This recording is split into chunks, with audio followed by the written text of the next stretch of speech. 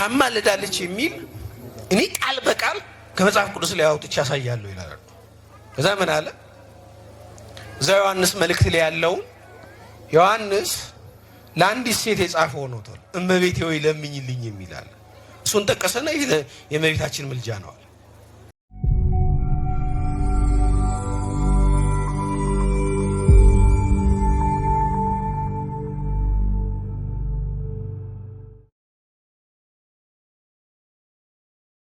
የኦርቶዶክሳዊ ሰው አይነተኛ መገለጫው ምንድነው? ምንድነው መገለጫው የኦርቶዶክሳዊ ሰው?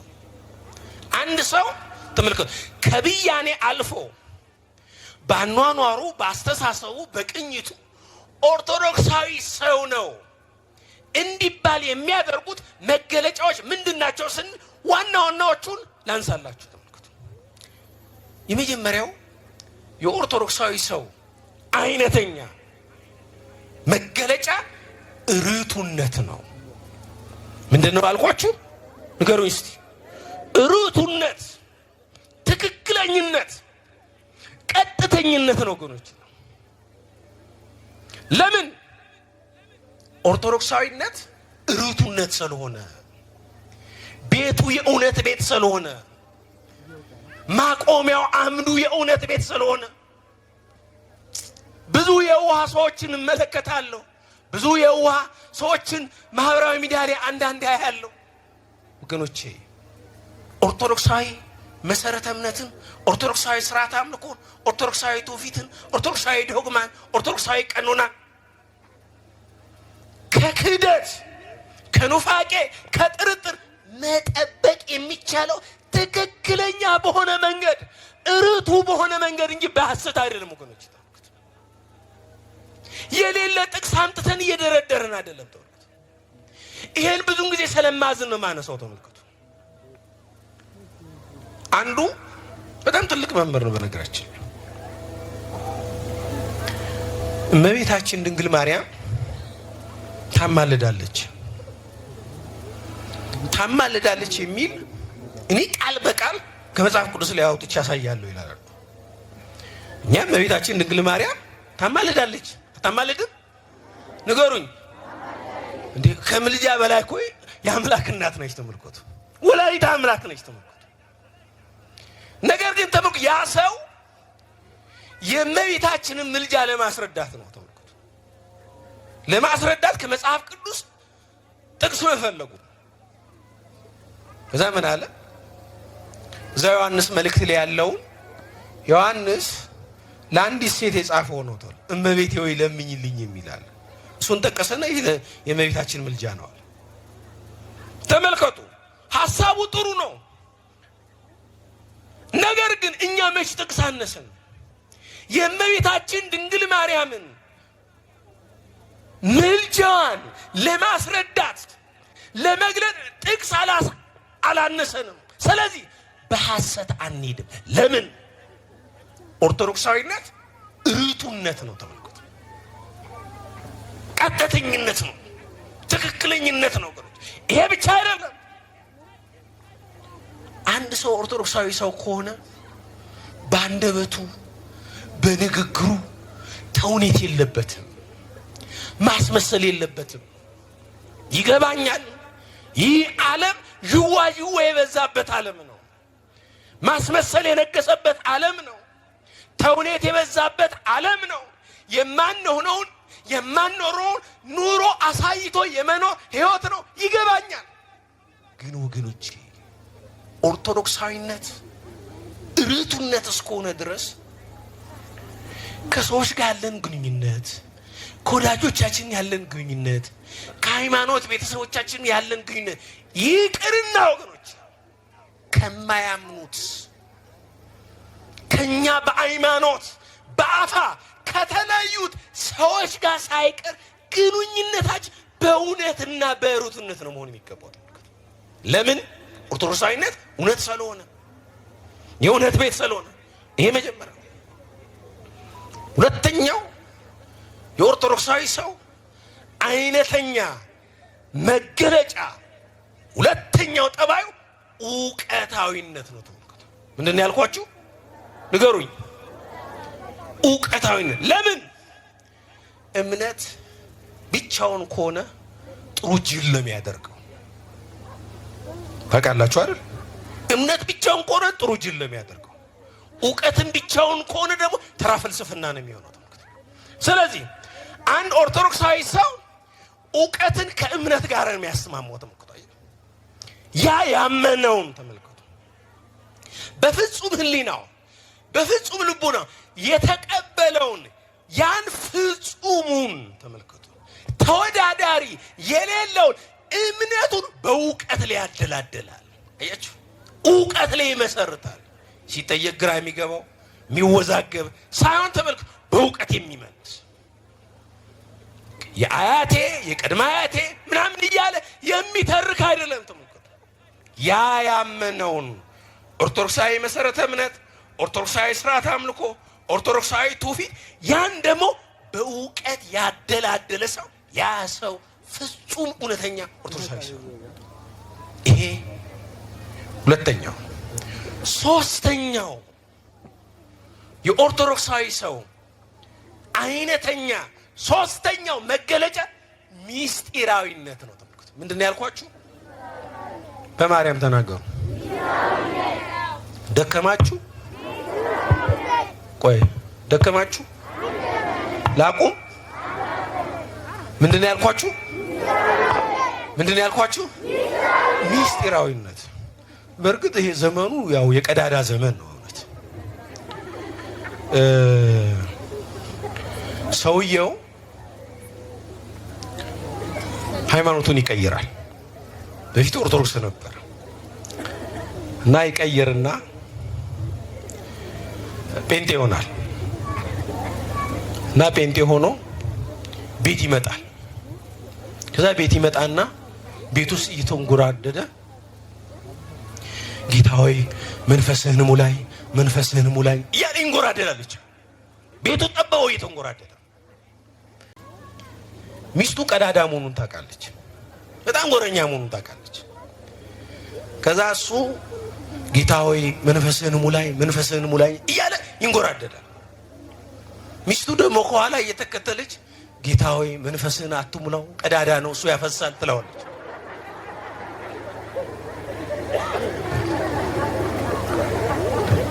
ለምን? ተመልከቱ፣ ሰው ተመልከቱ፣ የመንፈስ ቅዱስን ጸጋ ለመሸከም መጀመሪያ የሚስቱን ገበና የሚሸፍን መሆን አለበት። የባልንጀራውን ገበና የሚሸፍን መሆን አለበት። ከባቴ አበሳ መሆን አለበት። በተለይ ደግሞ ተመልከቱ፣ በዚህ ዘመን በዘመነ ማህበራዊ ሚዲያ ደግሞ በእውነት ለመናገር አብዛኞቻችን ጥሩ ቀዳዳን ይሆን ነው። በቃ ፈጥረን ሁሉ ሰው ስም እናጠፋለን፣ እናደርጋለን። የማናደርገው ነገር የለም። ምን የማናደርገው ነገር? ኦርቶዶክሳዊነት እንኳን ተመልከቱ፣ እንኳን የባለማተቦቹን ይቀርና እንኳን አንድ ጽዋ አንዱን የክርስቶስ ሥጋ የተካፈለው ባልንጀራችን ኃጢአት በደል ይቅርና የአረመውን የማያምነውን ሰው ኃጢአት እንኳን ብንችል ምንድን ነው መደበቅ ነው እንጂ መሸሸግ ነው የሚጠበቅብን። ለምን? ኦርቶዶክሳዊነት ምን ስለሆነ? ሚስጥራዊነት ስለሆነ አንዱ። በሌላ መልኩ ኦርቶዶክሳዊነት ሚስጥራዊነት ነው ስንል የትኛውንም ያህል ብንማር፣ የትኛውንም ያህል ብናቅ፣ የትኛውንም ያህል ብንራቀቅ የመጨረሻው ግብ መዘመራችን፣ መስበካችን፣ ማሰበካችን፣ መዘመራችን፣ ማዘመራችን፣ መቀደሳችን፣ ማስቀደሳችን፣ በማህሌቱ በሰዓታቱ መሳተፋችን፣ ማሳተፋችን የመጨረሻው ግብ ሁላችንንም ለቅዱስ ሥጋውና ለክቡር ደሙ ማብቃት ነው። ወገኖች ለዚህ ካልበቃን ምን ይረዳናል? ተመልከቱ። የትኛውንም ያህል 24 ሰዓት ቲክቶክ ላይ ተቀምጠን 24 ሰዓት ዩቲዩብ ላይ ተቀምጠን 24 ሰዓት ቴሌቪዥን ላይ ተቀምጠን የዕቅበተ እምነት እንሰራለን ብንል ግን ያ የዕቅበተ እምነት ስራችን ለስጋው ደሙ የማያበቃን ከሆነ ለንስሐ የማያበቃን ከሆነ ወገኖች እኛ ኦርቶዶክሳዊ አይደለም። የኦንላይን ኦርቶዶክሳዊነት የለም። በኦንላይን እንማራለን፣ በኦንላይን እንሰብካለን፣ በኦንላይን እንዘምራለን። ግን በአካል ሄደን ቤተ መቅደስ ቆመን ከካህኑ እጅ ደግሞ ስጋውን ደሙን ተቀብለን ደግሞ እንደናለን። አያችሁ ለምን? ሃይማኖት ሁለት መሰረታዊ ጽንሰ ሀሳቦች አሉት። ሁለት መሰረታዊ ጽንሰዎች ማመንና መታመን። ተመልከቱ፣ ይሄን በአጭር ቋንቋ ላስረዳችሁ። በዛ በዮሐንስ ላይ ስትመለከቱ ስጋዬን የበላ ደሜን የጠጣ ምን አለው ይላል? የዘላለም ሕይወት አለ። ተመልከቱ፣ ስጋውን መብላት ደሙን መጠጣት ዘላለማዊ ሕይወትን እንደሚያሰጥ መቀበላችን ያማመን ነው። ተመልከቱ፣ መቀበላችን በህሊናችን መቀበላችን በልቦናችን ማመላለሳችን ያ ምንድነው? ተመልከቱ፣ ማመን ይባላል። ነገር ግን ንስሐ ገብተን ለስጋው ደግሞ የሚመጥን ሕይወት ይዘን ከካህኑ እጅ ሄደን ስንቀበል ደግሞ ምን ይባላል? መታመን ይባላል። ሃይማኖት ይሄ ነው። ሃይማኖት ነው። ስለዚህ ኦርቶዶክሳዊነት የሚስጥራ ሱታፌነት ያለው ለምን? ክርስቶስን ልንመስለው ምንችለው ተመልከቱ። ከክርስቶስ ጋር አንድነት የሚኖረን ተመልከቱ። አሁን ክርስቶስን መምሰል አይደለም፣ ክርስቶስን ወደ መሆን ልናድግ የምንችለው ልንሸጋገር የምንችለው ብቸኛው ተመልከቱ፣ ብቸኛው ዋነኛው ገበታችን የክርስቶስ ስጋና ደም ስለሆነ ተመልከቱ። አለቃ ዘነበ የተባሉ የአፄ ቴዎድሮስ ዜና መዋዕል ጻፊ ምን አሉ መሰላችሁ? አይሁድ ክፉ ናቸው አሉ። አይሁድ ክፉ ናቸው። ክፋታቸው ደግሞ አሉ እነሱ ላይበሉ አለ በጉን አርደውት ሄዱ። የክርስቶስን የዕለት ዓርብ እንትን አስበው ነው ተመልከቱ። እነሱ ላይበሉት ገለውት ሄዱ አሉ። ተመልከቱ። ብዙውን ጊዜ በደንብ አስተውላችኋል። ብዙ ሰው ቤተክርስቲያን የሚመጣው ቅዳሴ ሲያልቅ ነው። ካህናቱ አባቶቻችን ደግሞ ሌሊቱን ተመልከቱ በማህሌቱ በሰዓታቱ እግዚአብሔርን ሲያመሰግኑ ሲያወድሱ ያድሩና ልክ አማናዊው በግ ተመልከቱ፣ በቃ አማናዊው በግ መድኃኔዓለም ክርስቶስ ራሱን ሰዊ ራሱን መስዋዕት ራሱን ሊቀ ካህን አድርጎ ሊያቀርብና የክርስቶስ ስጋና ደም በሚፈተትበት ሰዓት ውልቅ ውልቅ እያሉ ይወጣል። ያን ሁሉ ድካም ከንቱ እናደርገዋለን። የዘመርነውን ያገለገለው ሁሉ በአንዴ በዜሮ እናባዘዋለን። ስለዚህ የኦርቶዶክሳዊ ሰው ሶስተኛው አይነተኛ መገለጫው ምንድነው አልኳችሁ? ሚስጢራዊነት ነው። አራተኛው ዘመንን መዋጀት ነው፣ ዋጂነት ነው። በጣም ይሄን ብትሰሙኝ ደስ ይለኛል። በተለይ ወጣቶቹ ብዙውን ጊዜ ብዙ ሰው ዘመንን መዋጀት የሚመስለው ዘመኑን መምሰል ይመስለዋል። ብዙውን ጊዜ የምንጠበበው ምን መሰላችሁ? በጣም በደንብ እስቲ አስተውላችሁ ከሆነ ዙሪያችሁ ይሄ ዘመናዊነትን ወይ ሞደርኒቲን የተረዳንበትና የተገነዘብንበት አረዳድ የራሱ ችግር አለው። ተመልከቱ። ግን ዘመኑን ዋጁ ማለት ዘመኑን ምሰሉ ማለት አይደለም። ተመልከቱ። ዘመንን መዋጀት ተመልከቱ። ዘመንን መዋጀት ማለት ተመልከቱ ዘመኑን በኦርቶዶክሳዊ እሴት በኦርቶዶክሳዊ ማንን መቃኘት መግራት ማለት ነው። እኛ ሳይሆን ወደ ዘመኑ መሄድ ያለ ዘመኑን ወደኛ ማምጣት ያለብን። ተመልከቱ። ለዘመኑ የሚመጥን ህይወት ሳይሆን መስጠት ያለብን ተመልከቱን፣ ዘመኑ እኛን እንዲመስል እኛን እንዲያል መቅረጽ ነው ያለብን። ተመልከቱ፣ የምዕራቡ ዓለም አሁን የሆሊድ ፊልም ታያላችኋል። ትልቁ እኮ የሆሊድ ፊልሞች ግቦቻቸው ምንድን ነው? ዓለሙን ተመልከቱ፣ ዓለሙን በምዕራባዊ እሴትና አስተሳሰብ ማጥበቅ ነው። ተመልከቱ፣ ቅኝቱ ይሄ ነው። ተመልከቱ፣ ይሄ ተልእኮ ተመልከቱ። አንድ ኦርቶዶክሳዊ ሰው በዚህ ብክል በሆነው ዓለም ሲኖር ቢችል ባነጋገሩ፣ ባለባበሱ፣ ባረማመዱ፣ ባኳኋኑ ሁሉ ተመልከቱ፣ ባኳኋኑ ሁሉ ዓለሙን ለመቃኘት ነው መጣር ያለበት። ዘመንን መዋጀት ማለት ዘመንን መምሰል ሳይሆን ዘመኑን በተላበሱት ኦርቶዶክሳዊ ማንነትና እሴት መቃኘት መግራት መቻል ማለት ነው። ይሄ አራት የመጨረሻው አምስተኛው የኦርቶዶክሳዊ ሰው አይነተኛ መገለጫ ጥቡነት ጥባት ነው። ተመልከቱ፣ አስቧቸው፣ ተመልከቱ። የትኛውንም ያህል ርቱ ብንሆን፣ የትኛውንም ያህል ዕውቀት ቢኖረን፣ የትኛውንም ያህል ሚስጢራትን የምንፈጽም ብንሆን፣ የትኛውንም ያህል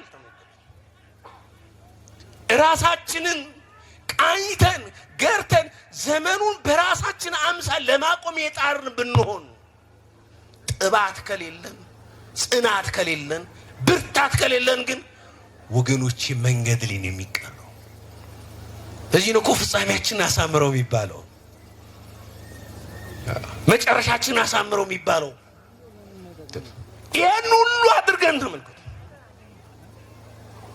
በጥባት በጽናት በብርታት ተስፋ የምናደርጋትን በተስፋ የምንጠባበቃትን በተስፋ እየተጋደልንላት ያለችውን ሃይማኖታችን ጠብቀን ለርስት መንግስተ ሰማያት ካልበቃን ምንድን ነው የሚረባን?